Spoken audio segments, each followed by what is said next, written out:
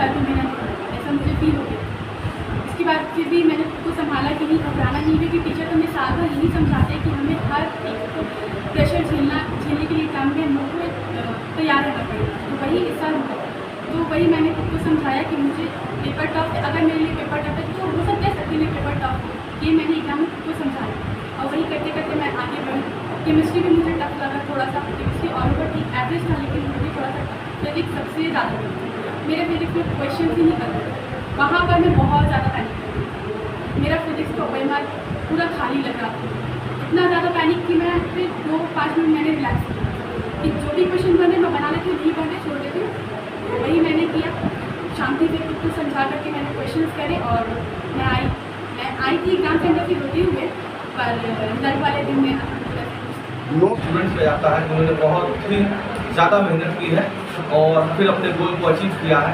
उसके बाद जो दूसरा चेहरा जाता है वो हमारी पूरी कुरान टीम को जाता है। जैसे आपके सामने अभी 3 फैकल्टी मेंबर कुरान में बैठे हुए हैं कि हज़रत अब्दुल्ला खान जो खुद MBBS 4 ईयर के स्टूडेंट है, और सिकंदर शर्मा सर है हमारे पास जो केमिस्ट्री के टीचर है, और मैं जो हूँ डॉक्टर इमरान अंसारी बायोलॉजी का टीचर हूँ।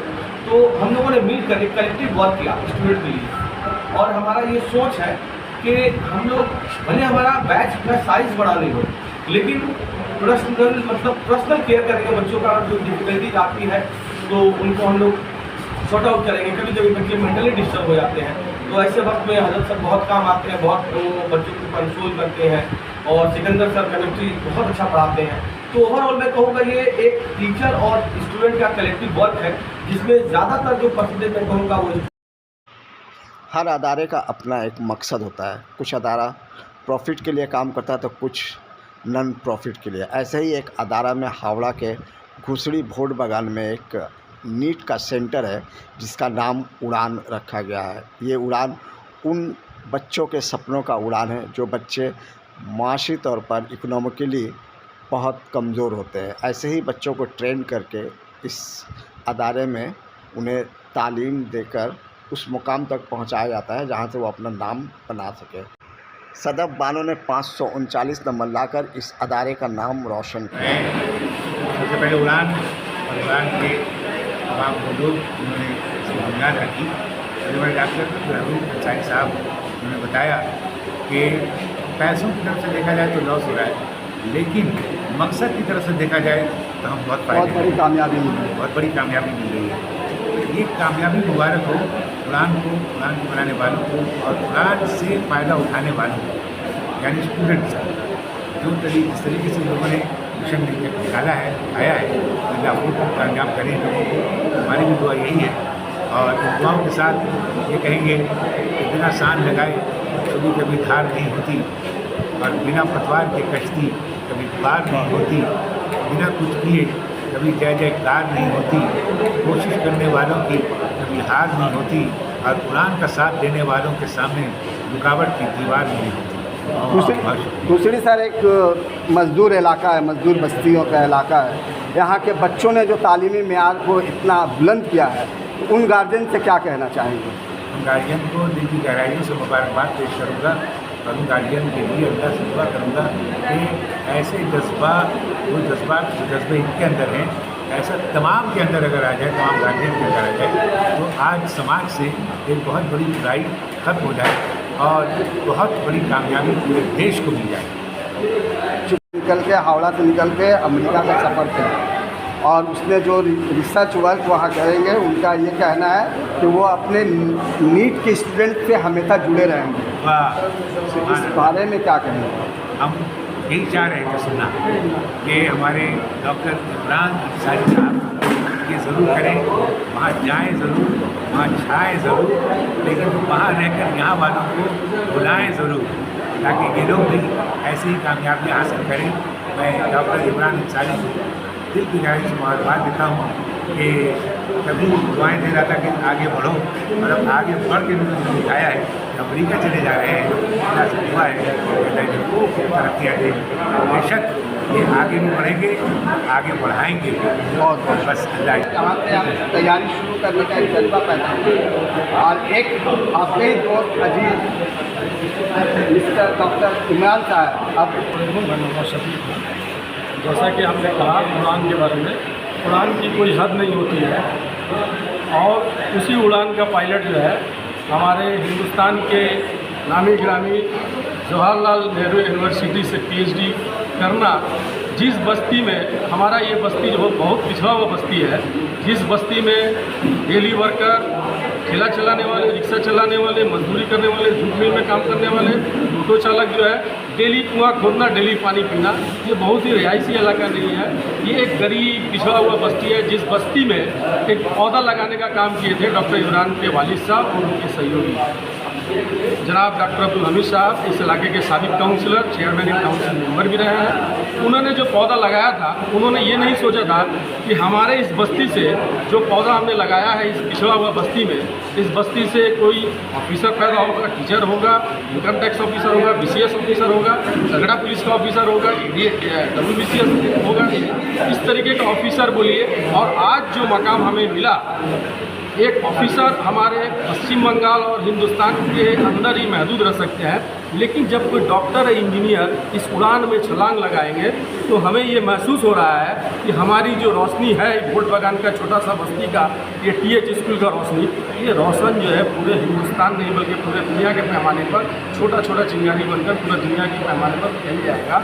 और जब उन्होंने अपने सोशल मीडिया पर और फेसबुक पर जब उनका स्टेटस देखा जाएगा, उनका स्कूलिंग देखा जाएगा वोट बागान के हायर सेकेंडरी स्कूल का, और वो स्कूल के कायम जिन्होंने कायम किया, जिन्होंने कायम करने में जिनका सबसे अहम रोल था और उनके सहयोगियों के साथ लेकर के आगे बढ़े, उस टाइम भी वो इंजन थे और आज भी उड़ान का इंजन उनके साहबजादा है। तो मैं कहूँगा इंजन कोच ही दिया, ये कोच हमें अमेरिका तक जाएगा और ये उड़ान को जो है अमेरिका से बैठकर रिमोट के जरिए रैप करते हैं। वो इन दोनों में से ये सदब बानू जो हमारी छोटी की लड़की है और ये मोहम्मद हुसैन जो राजा बाजार का लड़का स्टूडेंट है, इन लोगों ने जो है बहुत मेहनत किया और आने वाले दिनों में हम लोग और कुछ अच्छा रिजल्ट देंगे और उड़ान इंशाअल्लाह आने वाले दिनों में और ऊँची परवास करेगा। मुस्तकबिल का क्या लाहे अमल है सर? देखिए, मुस्तकबिल का ये है कि फोकस ऑन आवर क्वालिटी, हम लोग क्वालिटी पर फोकस करेंगे और क्वालिटी का मतलब हमारा टीचर बेस्ड रहेगा, टीचर को वर्कआउट करेंगे। और एक बात, क्वालिटी के साथ साथ सच बोलेंगे, झूठ बोलकर हम लोग एडमिशन यहाँ नहीं करते हैं। जो हमारे से बात अगर होता है हम वही फैसिलिटीज़ को बताते हैं, कोई झूठ बात नहीं बोलते हैं।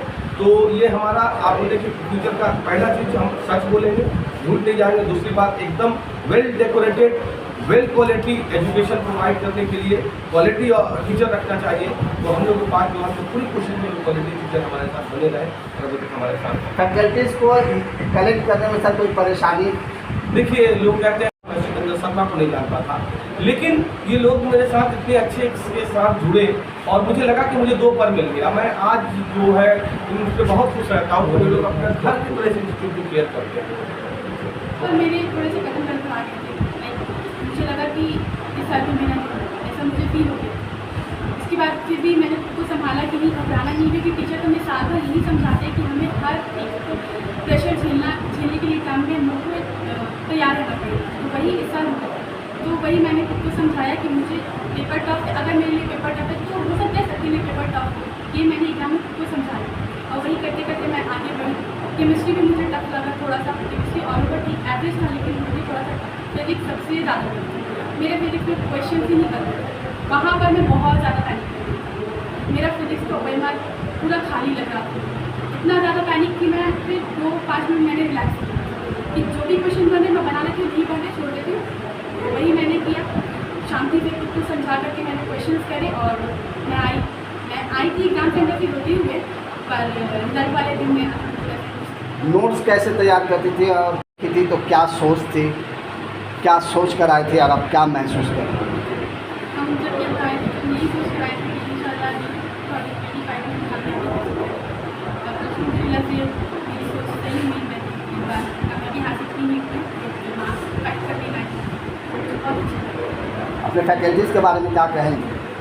मैं यहाँ की फैकल्टी 100% सेटिस्फाई, सारे सब्जेक्ट के टीचर बहुत ही अच्छे हैं, डाउट सॉल्विंग करने के क्लासेस में, पर्सनली मेंटरशिप सब यहाँ पर अच्छी।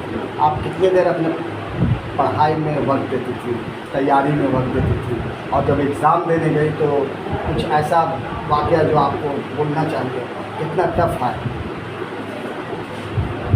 एग्ज़ाम देते वक्त तो मैं सोच रही थी कि इस साल तो पक्का मैं एग्ज़ाम सेंटर से बाहर निकलूँगी तो मुझे आगे ये मेरा 100% बट अनफॉर्चुनेटली पेपर इतना ज़्यादा टफ था। आपको मोटिवेट करता हो, ऐसे वीडियोस भी आप देखती होंगी हो, क्योंकि आज तो इंटरनेट का ज़माना है। कितना वक्त आप मोबाइल को देती थी और कितना वक्त किताबों को देती थी?